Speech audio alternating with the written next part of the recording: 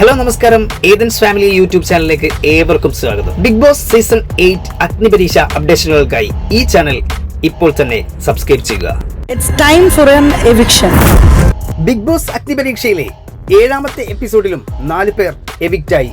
അഗ്നിപരീക്ഷയിൽ 40ഓളം മത്സരാർത്ഥികൾ പങ്കെടുത്തെങ്കിൽ 7 ദിനങ്ങൾക്കിപ്പുറം 20ഓളം മത്സരാർത്ഥികളിലേക്ക് ചുരുങ്ങി. അത് നേർപകുതിയായിരിക്കുന്നു.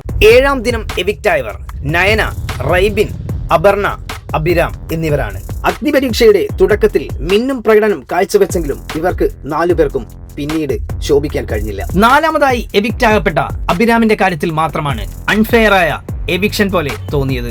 എന്തൊക്കെ മാനദണ്ഡങ്ങളിലൂടെയാണ് ജഡ്ജസ് മത്സരാർത്ഥികളെ പുറത്താക്കുന്നത് എന്ന് ജഡ്ജസ്മാരായ അഖിൽ മാരാർക്കോ റിയാസിനോ രഞ്ജിനിക്കോ അറിയില്ല. അതുകൊണ്ട് തന്നെ നല്ല മത്സരാർത്ഥികൾ എവിക്റ്റ് ആയിട്ടുമുണ്ട്. കൂടുതൽ ബിഗ് ബോസ് അപ്ഡേഷനുകൾക്കായി നമ്മുടെ ചാനൽ സബ്സ്ക്രൈബ് ചെയ്യൂ.